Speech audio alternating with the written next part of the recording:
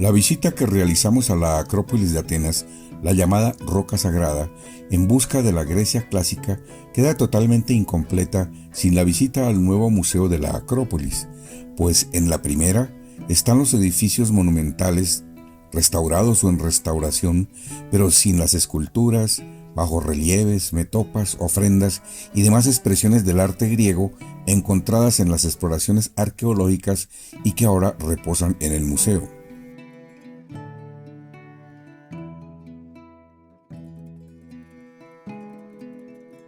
Entonces fuimos al museo, acompañados por una amiga colombiana experta en cultura griega clásica, ya que pensamos que no se puede construir una imagen aproximada de la antigua cultura griega sin una detallada visita a sus colecciones.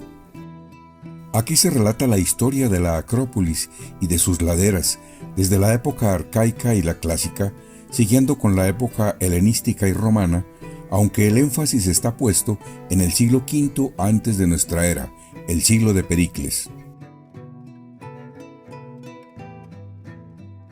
Este es un museo arqueológico que funciona en un edificio moderno ubicado a unos 300 metros al sur de la Acrópolis, que reemplazó al que existió en el interior de la roca al lado del Partenón. Construido bajo el diseño de Bernard Tschumi y Michael Fotiadis, la construcción comenzó en 2002 y se inauguró el 20 de junio de 2009. El edificio se compone de 3 plantas. En su entrada, un suelo transparente nos permite ver los restos arqueológicos de un pequeño sector de la ciudad antigua de Atenas, hallados en el lugar donde se ha construido el edificio. En la primera gran estancia, la Galería de las Laderas de la Acrópolis, encontramos innumerables objetos en vitrinas perfectamente iluminadas y diseñadas para permitir la nítida apreciación de los hallazgos realizados en casas, talleres, santuarios y otras construcciones que se edificaron en las laderas de la Acrópolis. La mayor parte son objetos de uso cotidiano, como recipientes de cerámica y juguetes.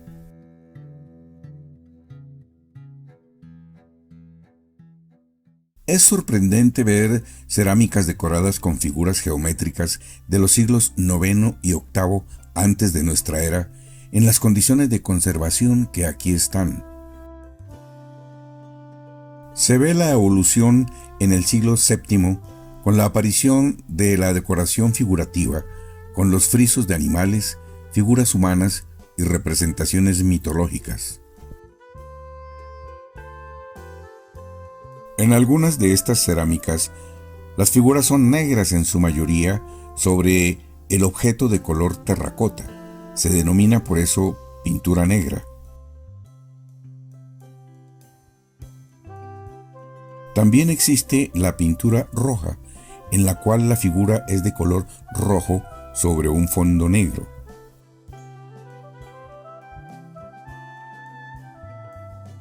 Además, se encuentran figuras de terracota, algunas como ofrendas, las que fueron difundidas por todo el mundo griego y conocidas más tarde con el nombre de tanagrina. Después de la cerámica está el sector de las ofrendas, que los griegos solían llevar a los templos de sus dioses y otros lugares sagrados para ganar favores, cumplir promesas y solicitar su protección. Pueden ser relieves o pequeñas figuras que representan personas o animales o escenas narrativas. Aquí algunas de estas ofrendas. Relieves de unas mujeres danzantes destinados a Dioniso, quien era considerado el dios del vino, el teatro y las celebraciones. Relieve con 6 máscaras teatrales femeninas dispuestas de 3 en 3 en 2 filas. Probablemente pertenezcan a los miembros del coro en una representación teatral. Y la representación del anciano Paposilinus, pedagogo del pequeño dios que aquí lleva sobre sus hombros. Columna en relieve, La ofrenda votiva de Silón. En la parte inferior de la columna, una gran serpiente en relieve se eleva hacia la sandalia de la parte superior.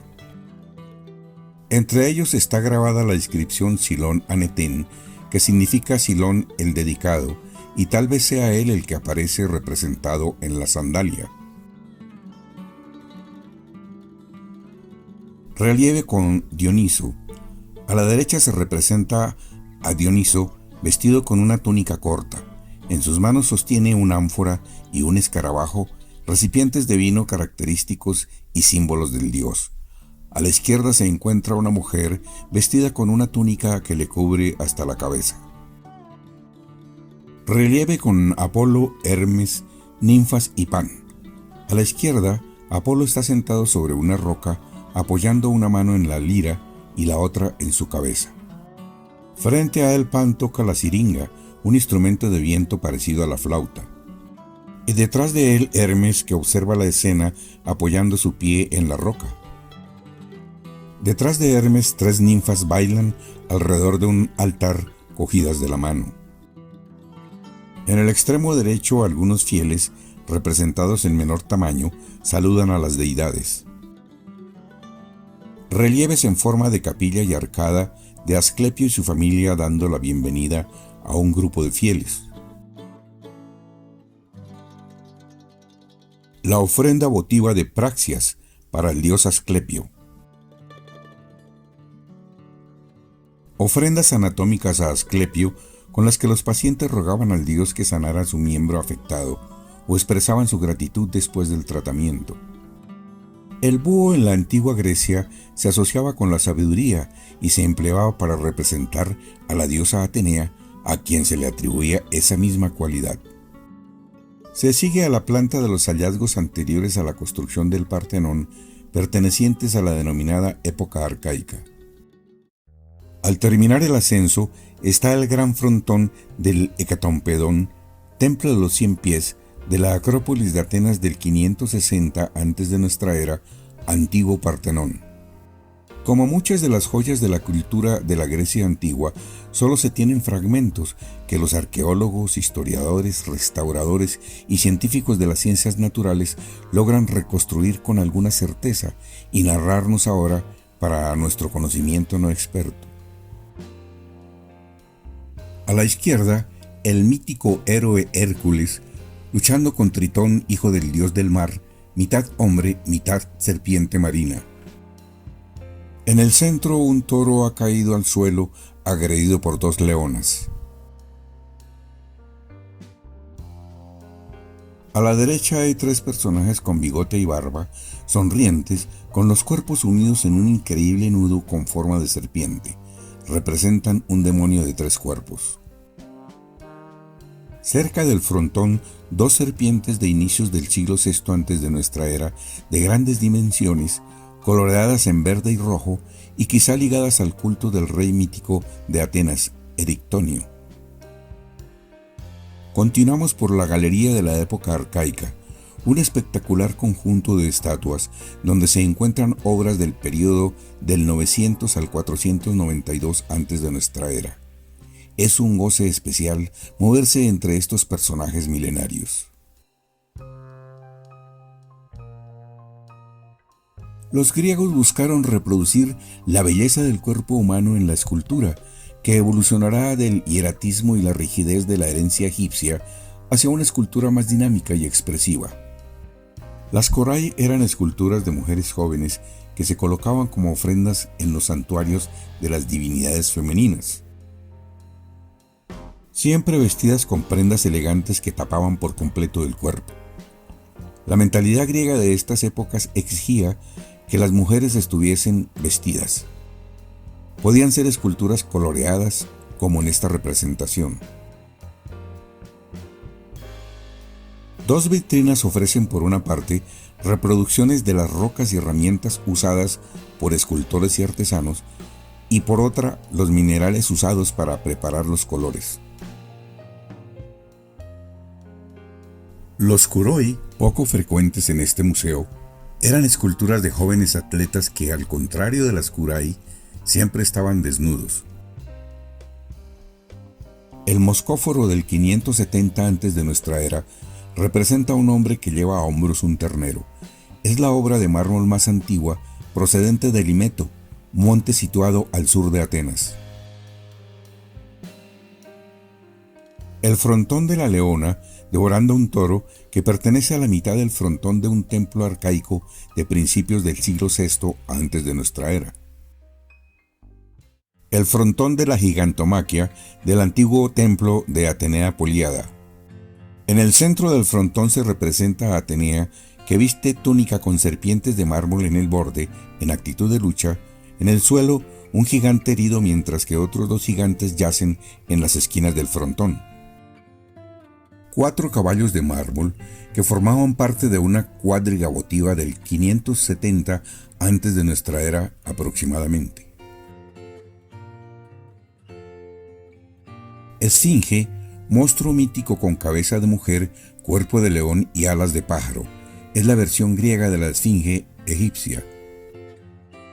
En el vestíbulo del museo encontramos, entre otras obras, la estatua de mármol de la princesa ateniense Procne y su hijo, del siglo V antes de nuestra era, de la Acrópolis de Atenas.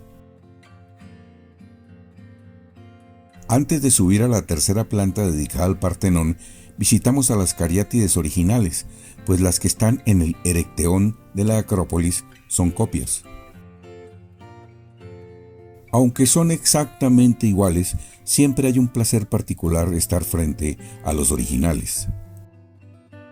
Aquí están 5 de ellas, pues la sexta permanece en el Museo Británico desde principios del siglo XIX, cuando Lord Elgin, embajador británico en Turquía, además del despojo al Partenón de sus relieves y estatuas del frontón oriental, se llevó una. Ahora iríamos a visitar la galería del Partenón, en la que teníamos gran expectativa, pero antes quisimos observar la maqueta del templo construida en el museo para completar la información que teníamos de la visita a la Acrópolis. 17 columnas en cada uno de los lados largos y 8 en las fachadas cortas, de estilo dórico, el estilo más antiguo, sin base y sin decoración en la parte superior. Sobre las columnas está el arquitrabe, por eso se dice que es una estructura arquitrabada, sin decoración. Encima del arquitrabe, en todo el perímetro del edificio, se encuentran los triglifos, esas 3 líneas verticales, y las metopas intercaladas entre los triglifos, con representaciones de diferentes batallas de los atenienses contra las amazonas, los gigantes y los centauros. En los espacios triangulares de cada frontón corto estaba el nacimiento de Atenea en uno y la lucha entre Atenea y Poseidón por el patrocinio de la ciudad de Atenas en el otro. A falta de los originales aquí en el museo, y lamentando que no existan, han realizado sus reproducciones para que podamos construir una imagen más completa del templo original. Y subimos a la planta superior, que está descentrada con respecto al resto del edificio, pues por estar destinada a albergar todos los elementos artísticos vinculados al Partenón, se diseñó directamente alineada con este templo de la Acrópolis.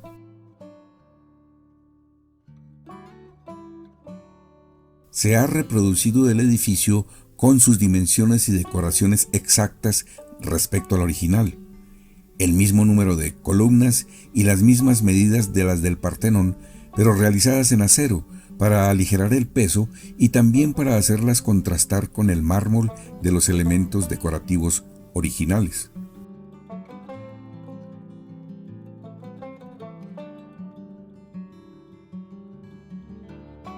Esta es una de las fachadas cortas de 8 columnas con la reproducción de fragmentos de las esculturas del espacio triangular del frontón del nacimiento de Atenea que se encuentran en el Museo de Londres. Encima del arquitrabe están las metopas. Y esta es una de las fachadas largas con 17 columnas, parte interior, que correspondería a lo que se llama la cela y alberga la decoración del friso en todo el perímetro, que consta de 115 bloques que representan la procesión de las Panateneas que sucedía cada 4 años. Puesto que una gran parte de los mármoles originales se hallan en el Museo Británico, además de otros fragmentos dispersos en el Museo del Louvre, Copenhague, Viena, Múnich, Augsburgo, se realizaron copias en yeso de los elementos decorativos que están fuera de Grecia. La procesión era un cortejo donde figuran caballeros, soldados en armas, los ciudadanos, las mujeres, los músicos, así como los portadores de ofrendas seguidos por los animales de sacrificio.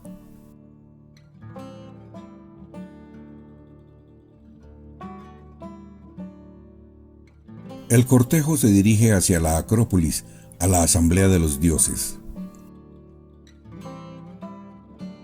Para finalizar esta maravillosa experiencia, vale la pena reflexionar que estas restauraciones, reconstrucciones y conservación de obras, que se han encontrado a veces dispersas en múltiples fragmentos y distintos lugares, no son una tarea fácil, requieren muchos años de investigaciones, acciones interdisciplinarias, disputas científicas, técnicas y culturales y presupuestos acordes con los propósitos.